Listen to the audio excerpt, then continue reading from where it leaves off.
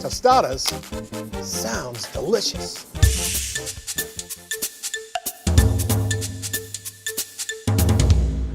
We're here at Dona Maria's with Ana Hernandez, who happens to own Dona Maria. You are not Dona Maria. I'm Ana Maria. You're Ana Maria. I'm Doña Ana Maria, but not the original Doña Maria. But you've been here long enough. This is mine. And the recipes are your family's. The recipes are my family's. Authentic Mexican homemade cooking, just like Mama and Grandma used to make it. Just happens to be made Just in happens Texas. to be made in Texas. We fried up the corn tortillas. We're doing tostadas now. A Okay. lot of people call them chalupas, and this is just the fried flat tortilla. You can either dress it up or dress it down. It's totally up to you. Where do we start? So basically, we start with the beans first. They're kind of the mortar that's going to hold everything else on, right? Is that what we're doing okay. here? Okay. You can have your hamburger meat, you can have your chicken, or you can have both. Put a little chicken on for you? That too much, or is that just... No, that's perfect. Then we have your guacamole, you have your lettuce, your tomato. We put the lettuce and the tomato last, just so that because it looks pretty. It's pretty, yeah. This is a queso fresco, which they use a lot in a lot of the Mexican dishes. And then you have your crema. It's a little bit creamier than the sour cream.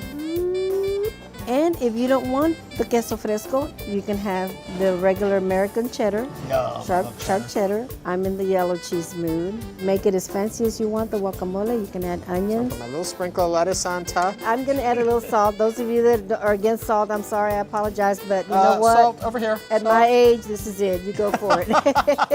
And what do you think? How did I do? It looks beautiful. Whoever made this tostada base Oh, I know. did a great job. I bet he did. This is literally a finger food. So when you're celebrating Cinco de Mayo at home, This is Is what this we what do. we would find? This is what we would find. the nicest thing about being here, though, is the sense of community. You don't just have a restaurant here that feeds people. You have a home people come to. You make time for this place because it feels like you're coming back home. Look at that. I think he liked what he just ate. Chicken enchiladas, and they are very good. It's not Tex-mex. It is Texas Mexican. There's a distinction. Every time you come, you see somebody you know. I'm here about maybe 4, maybe 5 times a week. You always meet somebody new here, and it's share a table, make a friend. They come in here and we just connect. You know, a lot of people come in here as strangers, but they leave. I have a sign that says they leave like friends and family. Oh, you have a sign? We have a sign Just like one or two maybe in here? I don't, I know where you're going. You have quite a few We signs do have in quite here. a bit of signs. Anywhere we go, we'll look at signs and we'll say, we have to have that one. We just got to have that one. It's always great being here for the camaraderie. And you get a little spice of everything in Houston going on by the friends you meet.